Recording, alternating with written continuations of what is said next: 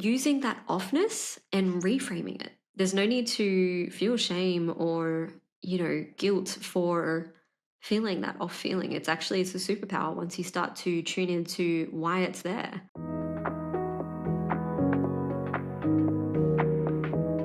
Welcome to the Body and Brew series. I find myself here in Prague in Europe at the moment as I record this. It's going to be pre-recorded, so, weeks before this is actually released. But I'm here in Prague, and so today for the Body and Brew series, as we chat about feeling off and feeling unsure, uncertain, doubtful, we're going to chat about that and how it can actually become a useful superpower, a gift. But before I get into that, as I always do with Body and Brew, I'm going to talk about what I'm drinking. So what I have with me today is a Tea Happy Dreams herbal tea. It's currently the evening here. Focusing back and forth. Okay, enough of that. But yes, we're going to be focusing on that feeling of offness while I drink my herbal evening tea. And we're going to be talking about why that's not a bad thing. For me in the past, and I feel like I've seen a lot of the women in my life around me, my friends, and even family members who are women, they almost beat themselves up for feeling uncertain about something, for feeling confused or off about something, or sometimes even guilty for feeling off of a certain person, or, feeling like they did wrong by someone because of that off feeling. The feeling we have when we feel off is not specific, and because we don't feel clear logically in our mind about what it is that either we're making a decision on or how we feel about a certain situation or a certain person. When there's that lack of clarity, we often shame ourselves, feel uncomfortable, and almost go into hiding within that aspect of us that feels uncertain or feels off. But the thing is, that's also a superpower to listen to. It's in those moments where we flag ourselves from feeling off, like when we actually notice that we feel off, that we feel uncertain, that we feel doubtful or unsure about something. There's a superpower even in just knowing that, because what I've come to find with that offness feeling, that kind of unsure about a certain situation, person, or just perhaps it's even a slight dissociation. I'm slightly dissociated from that decision I need to make or from that situation or that person. When we have that off feeling, we often override that because it's a subtle discomfort. And what I truly believe it is underneath that is it's our body telling us like off is a misalignment, overstimulation, or an unmet need that is not being fulfilled either from within or within a relationship with someone or a situation that's going on. And so I believe that when we meet ourselves with that off feeling, you name it, whatever it is, dissociation, offness, feeling the ick towards a certain person, feeling uncertain about a certain situation or a decision we have to make, that off feeling is misalignment or overstimulation or an unmet need. And so really it's just about coming back to the body, dropping into the body. I always talk about this. Of course, I'm going to advocate for that in this certain context. But it's like we feel off and we need to tune into why that is. That's the superpower. That's the superpower behind the offness, is flag that moment. And instead of shaming it, suppressing it, just flag that as a moment of, oh, is there a message here?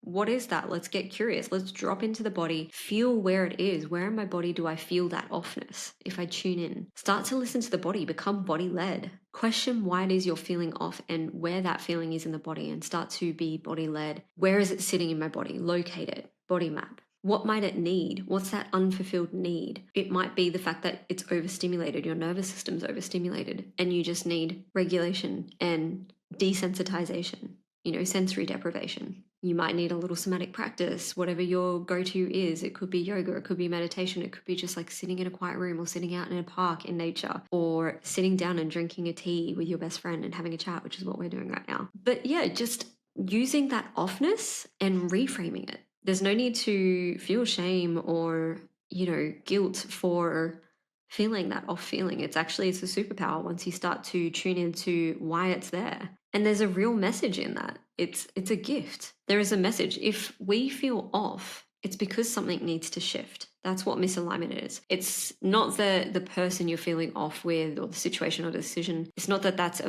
an outright no. I don't need to see that person anymore. I need to cancel that situation or that decision and just say no, or cancel that person from my life. But it could just be that something needs to shift a little via a need that needs to be met, or a stimulus that needs to come down, or some kind of shift within a relationship that misalignment. It needs to shift until we feel like we're back in alignment with our body and our body's feeling good. And that sensation that we flagged in our body with that offness shifts. It doesn't need to disappear straight away. There shouldn't be any force when it comes to somatic work. We shouldn't need to force our body. That's the thing. We just need to come back into it. And so that's my belief. When we're feeling off, it's not a time to be blaming ourselves, feeling guilt, feeling shame. It's actually a time to be flagging ourselves, tracking ourselves, tuning into our body, becoming body-led, and figuring out what it is that our body is whispering to us in terms of misalignment, overstimulation, or an unmet need. Because to me, they tend to be the main three things. There's something that's off that needs to shift, right? Something's off, we need to shift so it feels back on again. We feel more alive,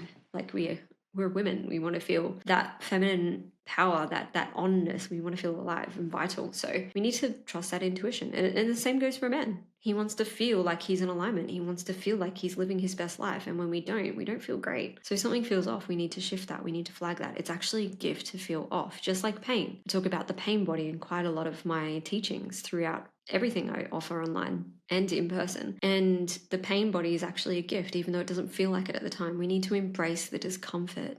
And I guess that's what I'm kind of getting at the end of the day. That offness, we need to embrace it just like we do with discomfort and pain in the body, because it really is a gift. It's a message and we can tune into it. And I kind of just wanted to talk about that because I feel like men too, you let me know, because the Body and Brew series is all about discussion. So feel free to pop in the comments below. But I just feel like women especially, we tend to shame ourselves when it comes to expression and when it comes to feeling confused, feeling off, feeling indecisive. I feel like it's harder for women to admit that. And from my personal experience outside of my somatic and energetic and anatomical, outside of my professional perspective, from a personal experience, I truly believe that the reason we shame ourselves for feeling off, indecisive, or dissociated, or just confused is because of that stigma of women being so complex in the man's view. Women are so confusing. Women, you just need to make your mind up. Why can't you make a decision? There's that scene from The Notebook that's classically used throughout memes and things online. It's that classic scene where she can't make her mind up and he's going, what do you want? What do you want? And she's going, it's not that simple, right? There's that classic overcomplication perception of what women are. But when we start to tune into our body and become body-led, which is what we are, we're women, we're sensual, we are sensory-led beings. I just feel like that's such a nice reframe